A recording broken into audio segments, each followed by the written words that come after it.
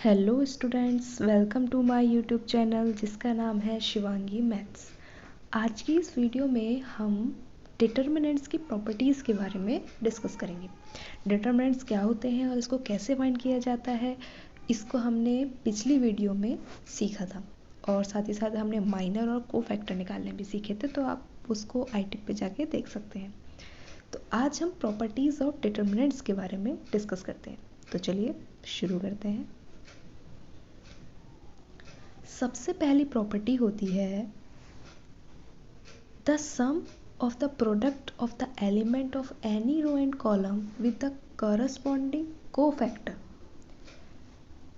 Of the matrix is equal to the value of the determinant. यानी कि क्या कि हम किसी भी मैट्रिक्स की रो या कॉलम में अगर हम उसके कोफैक्टर को प्रोडक्ट करके सम कर दें, उस तरीके से भी हम उस मैट्रिक्स का डिटर्मिनेंट निकाल सकते हैं। एक तो डिटर्मिनेंट हम अपने जनरल तरीके से निकालते हैं, जो भी हम रो के थ्रू या कॉलम के थ्रू निकालते हैं। एक डिटर्मिनेंट हम इस तरीके से भी फाइंड कर सकते हैं, और वो कैसे कि अगर हम किसी भी मैट्रिक्स के किसी पर्टिकुलर रो या कॉलम में उस पर्टिकुलर रो के कोफैक्टर को अगर हम मल्टीप्लाइड करके इस तरीके से सम कर दें, तो जो हमें वैल्यू मिलेगी उस सम करने के और प्रोडक्ट करने के बाद, वो उस डिटर्मिनेंट की वैल्यू के इक्वल आएगी। यानी कि डिटर्मिनेंट निकालने के दो तरीके होते हैं। अगर हमारे पास कोफैक्टर गिवन है तो हम उसकी हेल्प से भी चुटकियों में उस डिटर्मिनेंट की वैल्यू निकाल सकते हैं। ये होती है डिटर्मिनेंट की सबसे पहली प्रॉपर्टी। अब हम डिस्कस करते हैं दूसरी प्रॉपर्टीज़ के बारे में। वो क्या होती है? A be a square matrix and B is matrix obtained by interchanging two rows or columns। हमारे पास दो मैट्रिक्स हैं, A कोई मैट्रिक्स है और स्क्वायर मैट्रिक्स के ही डिटर्मिनेंट निकलते हैं। तो A कोई हमारे पास स्क्वायर मैट्रिक्स है और एक और मैट्रिक्स भी है हमारे पास जिसका नाम है B। हमने उस B मैट्रिक्स में क्या करा, उसकी रो और कॉलम को इंटरचेंज कर दिया है। इंटरचेंजिंग टू रोज और कॉलम्स किसी को भी कर सकते हैं, या तो हम टू रोज को कर दे रहे हैं आपस में इंटरचेंज, या टू कॉलम को आपस में इंटरचेंज कर दें। तो क्या होगा, जिसमें हमने इंटरचेंज किया है उस मैट्रिक्स की वैल्यू, उस मैट्रिक्स के डिटर्मिनेंट की वैल्यू में कुछ ना कुछ डिफरेंस आ जाएगा। और वो डिफरेंस कैसा होता है? माइनस के साथ होता है। यानी कि अगर वो जो मैट्रिक्स था उसका डिटर्मिनेंट नॉर्मली कुछ और आ रहा था, लेकिन जैसे ही हमने उसके किसी दो को आपस में इंटरचेंज किया, तो उसके बाद हमें जो उसके डिटर्मिनेंट की वैल्यू मिली वो माइनस में मिली। और वो माइनस कितनी बार रहता है? माना कि मैंने एक बार चेंज किया, तो एक बार मैंने चेंज किया तो मुझे जो वैल्यू मिली वो माइनस में कुछ समथिंग मिली। अब मैंने दूसरी बार फिर से, मुझे लगा कि मैं एक बार फिर से चेंज कर दूँ किसी रो को या कॉलम को, तो फिर से मुझे एक माइनस मिलेगा। यानी कि माइनस माइनस प्लस बन जाएगा। यानी कि इससे हमारे पास रिजल्ट क्या फाइंड हुआ कि हम जितनी बार चेंज करेंगे उतनी माइनस की पावर आती रहेगी। दो बार चेंज किया तो माइनस माइनस प्लस स्क्वायर, 3 बार चेंज करेंगे तो -1 का क्यूब यानी कि माइनस ही रहेगा, 4 बार करेंगे तो पॉजिटिव हो जाएगा। यानी कि किसी भी मैट्रिक्स में हम उसकी रो को अगर इंटरचेंज कर दें और जब हम उसका डिटर्मिनेंट फाइंड करेंगे तो उसकी जो वैल्यू मिलेगी वो हमें -1 टू द पावर n करके समथिंग मिलेगी। यानी कि उस डिटर्मिनेंट में माइनस का रोल रहेगा। और अगर हम कुछ नहीं करते तो नॉर्मल जो हमारे पास डिटर्मिनेंट आता है वो हमारे पास रहेगा। ठीक है। अब होती है नेक्स्ट प्रॉपर्टी, जो है sum of the products of the element of any row. हम किसी भी रो के एलिमेंट का प्रोडक्ट करें एंड द कोफैक्टर और सम अदर रो, उसको किसी दूसरी रो के कोफैक्टर के साथ प्रोडक्ट करके सम करें।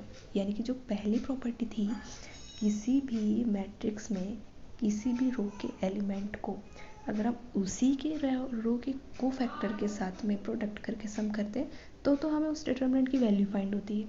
लेकिन अगर हम यही काम कुछ उल्टे तरीके से करें, हम माना मेरे पास ये मैट्रिक्स है 3x3 का। तो इसमें मैंने रो तो ये वाली ली और मैंने कोफैक्टर दूसरी रो के ले लिए और इसको मैं ऐड और प्रोडक्ट करके लिखूं तो मुझे वैल्यू 0 मिलेगी। डिटर्मिनेंट की वैल्यू नहीं मिलेगी क्योंकि वो तो हमें उसी रो के एलिमेंट को उसी रो के कोफैक्टर के साथ मल्टीप्लिकेशन करके मिलती है। तो अगर हम काम उल्टा करेंगे यानी कि किसी दूसरी रो के कोफैक्टर को उसके साथ मल्टीप्लाई कर देंगे तो हमें 0 वैल्यू ही फाइंड होगी। ऐसा कॉलम के केस में भी लागू है और ऐसा रो के केस में भी एप्लीकेबल है। ये डिटरमिनेंट की काफ़ी खास प्रॉपर्टी होती है, हम इससे चुटकियों में कुछ ना कुछ रिजल्ट निकाल सकते हैं। अब चलते हैं अपनी नेक्स्ट प्रॉपर्टी की ओर। वो क्या है कि A B are triangular matrix. Triangular matrix क्या होता है? ट्राइंगुलर मैट्रिक्स दो होते हैं, अपर और लोअर ट्राइंगुलर। तो ए हमारे पास अगर कोई ट्राइंगुलर मैट्रिक्स है तो जो determinant of the triangular matrix is product of diagonal elements. यानी कि अगर हमारे पास कोई क्वेश्चन है और उसमें हमें नज़र आ रहा है कि वो ट्राइंगुलर मैट्रिक्स केस है, क्योंकि ट्राइंगुलर दो होते हैं, एक लोअर ट्राइंगुलर होता है और एक अपर ट्राइंगुलर होता है। माना मैं लोअर का केस लेती हूँ, लोअर का केस लेते हैं तो इसमें क्या होता है, डायगोनल के ऊपर के सारे एलिमेंट 0 होते हैं और यहाँ पे मेरे पास कुछ ना कुछ वैल्यू होती है।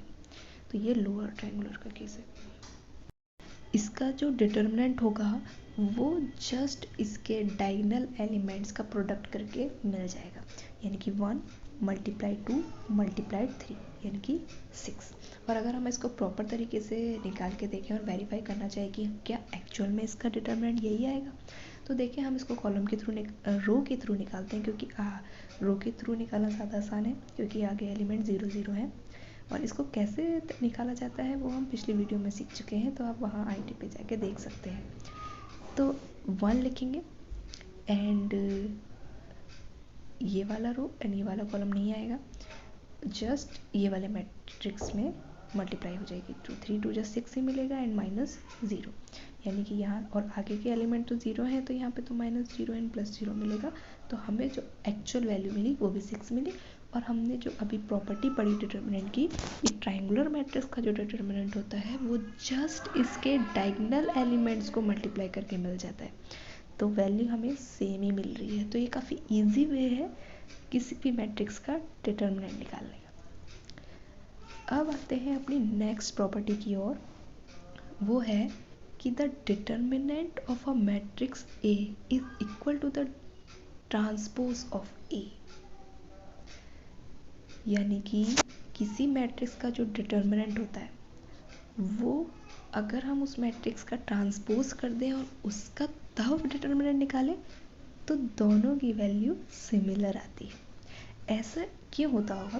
क्योंकि भले ही हम ट्रांसपोज करें लेकिन ट्रांसपोज के बाद भी क्या रहता है कि हमारी जो डायगोनल एलिमेंट्स होते हैं वो अपनी पोजीशन से चेंज नहीं होते। डायगोनल एलिमेंट अपनी अपनी जगह ही होते हैं भले ही हम उसका ट्रांसपोज कर दें। तो इस वजह से उसके डिटर्मिनेंट की वैल्यू में फ़र्क नहीं आता है। ऐसा देख लेते हैं कि आखिर ऐसा क्यों नहीं आता है।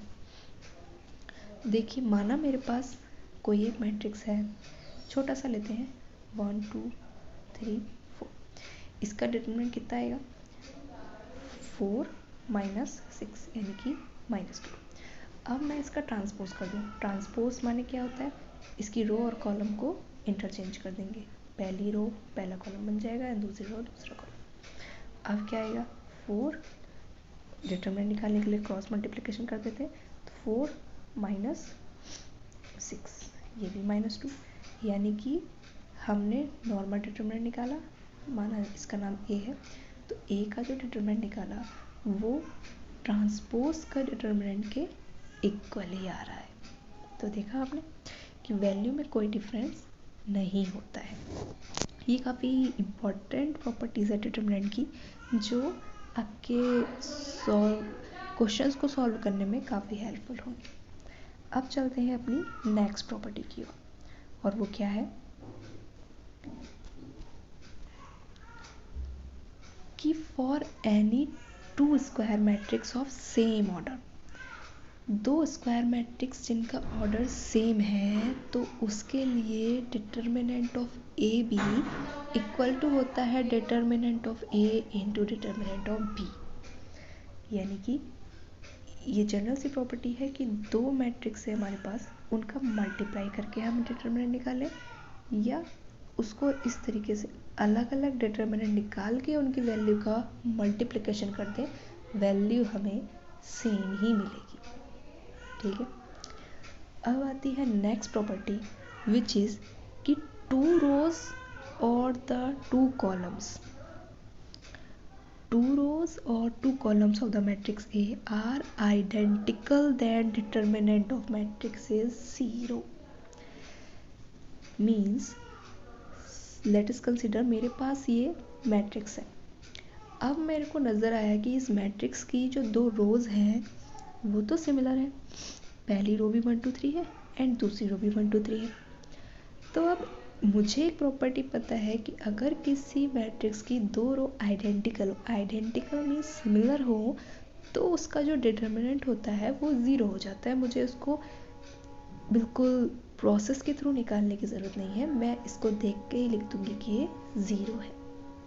तो यही प्रॉपर्टी होती है ये कि अगर किसी मैट्रिक्स की टू रोज या वो टू कॉलम्स भी हो सकती है, अगर वो सिमिलर है तो उसका जो डिटर्मिनेंट आएगा वो ज़ीरो ही आता है। अगर हम इसको निकाल के भी देखेंगे तो हमें ज़ीरो वैल्यू ही मिलेगी। ठीक है, नेक्स्ट प्रॉपर्टी होती है इफ़ एनी रो और column of the matrix A is zero then determinant is zero. अगर किसी भी मैट्रिक्स में कोई भी मैट्रिक्स है उसका अगर कोई भी रो जो है वो पूरी की पूरी ज़ीरो है, जैसे कि ये मैट्रिक्स मैंने बनाया उसमें पूरी रो ज़ीरो है, तो इसका जो डिटर्मिनेंट की वैल्यू आएगी वो ज़ीरो आएगी। वो देख के हमें लग जाएगा क्योंकि अगर हम उस कॉलम या रो के थ्रू डिटर्मिनेंट को प्रॉपर तरीके से फाइंड करेंगे तो सारे एलिमेंट तो ज़ीरो ही हो जाएंगे। तो इस बात को हम डायरेक्ट भी लिख सकते हैं, अगर मुझे किसी भी मैट्रिक्स की कोई भी रो या कोई भी पर्टिकुलर कॉलम में सारे एलिमेंट ज़ीरो मिले तो उसका जो डिटर्मिनेंट की वैल्यू आएगी वो ज़ीरो आएगी। ठीक है, नेक्स्ट प्रॉपर्टी होती है इट इज़ वेरी इंपॉर्टेंट कि the determinant of the identity matrix it's always 1। यानी कि जो हमारा आइडेंटिटी मैट्रिक्स होता है, आइडेंटिटी मैट्रिक्स में तो ज़्यादा एलिमेंट होते नहीं है, सिर्फ डायगोनल एलिमेंट 1 1 1 होते हैं। तो इस आइडेंटिटी मैट्रिक्स का जो डिटर्मिनेंट होता है वो 1 ही आता है, इसमें तो और कोई एलिमेंट है ही नहीं, तो जस्ट 1 ही हमें मिलेगा। और आइडेंटिटी मैट्रिक्स क्योंकि लोअर भी होता है और अपर ट्रायंगुलर भी होता है, और ट्रायंगुलर मैट्रिक्स का तो अगर हमें डिटरमिनेंट निकालना हो वो हमने अभी सीखा है कि जस्ट उसके डायगोनल एलिमेंट को मल्टीप्लाई करते जाता है, यानी कि 1 ही मिलेगा। यानी कि आइडेंटिटी मैट्रिक्स को निकालने के दो तरीके हैं, उसको हम जस्ट डायगोनल एलिमेंट्स को मल्टीप्लाई करके भी बनाएगा, और एक हम ऐसे भी याद रख सकते हैं कि आइडेंटिटी मैट्रिक्स का जो डिटर्मिनेंट होता है वो ऑलवेज 1 होता है। ठीक है, नेक्स्ट प्रॉपर्टी आती है कि the value of a determinant diagonal matrix is product of the element lying on the diagonal. अगर हमें किसी भी मैट्रिक्स का डिटर्मिनेंट निकालना है और वो मैट्रिक्स डायगोनल मैट्रिक्स है, डायगोनल मैट्रिक्स क्या होता है कि जिसमें ओनली डायगोनल एलिमेंट्स हो, इसके अलावा जो सारी एंट्रीज हो उस मैट्रिक्स की वो ज़ीरो हो, जैसे कि identity matrix is a special kind of diagonal matrix. तो इसमें ओनली डायगोनल एलिमेंट्स हैं और कुछ तो है नहीं, जैसे कि ये एग्जांपल है। तो इसका अगर हमें डिटर्मिनेंट निकालना है तो जस्ट हम क्या कर देंगे, किसी भी डायगोनल एलिमेंट मैट्रिक्स का बस उसके जो डायगोनल एलिमेंट, क्योंकि उसमें उसके अलावा तो कोई एलिमेंट होगा ही नहीं, सिर्फ डायगोनल एलिमेंट्स ही होंगे, तो जस्ट उसका डायगोनल निकालने के लिए, डिटर्मिनेंट निकालने के लिए बस उसके डायगोनल एलिमेंट्स को मल्टीप्लाई कर देंगे। सपोज मेरे पास कोई ये मैट्रिक्स है, डायगोनल मैट्रिक्स है, मुझे इसका डिटर्मिनेंट निकालना है, तो जस्ट मैं क्या करूँगी, इसके डायगोनल एलिमेंट को मल्टीप्लाई कर दूँगी, मीन्स 24 मुझे मिलेगा। और यही इसके डिटर्मिनेंट की वैल्यू है, क्योंकि प्रॉपर तरीके से फाइंड करेंगे तो अगर हम रोज़ के थ्रू अगर हम इस चलेंगे डिटर्मिनेंट निकालने के लिए तो 2 एंड ब्रैकेट में 12 ही आएगा, तो 24 वहाँ से भी मिलेगा। या जस्ट सिर्फ देखते ही हमें डायगोनल मैट्रिक्स दिखा तो जस्ट इसके डायगोनल एलिमेंट्स की आपस में मल्टीप्लिकेशन कर देंगे और हमको इसका डिटर्मिनेंट फाइंड हो जाएगा। तो ठीक है फ्रेंड्स, ये सब थी डिटर्मिनेंट्स की कुछ खास प्रॉपर्टीज़ जिसका काफ़ी ज़्यादा यूज़ होता है हमारा क्वेश्चन सॉल्व करने में, और उसको अगर हमें ये पता होगी तो हम मिनटों में ही कोई भी सवाल सॉल्व कर सकते हैं और उसका डिटर्मिनेंट निकाल सकते हैं। तो चलिए मिलते हैं अब नेक्स्ट वीडियो में किसी नए टॉपिक के साथ। तब तक के लिए कीप लर्निंग मैथमेटिक्स।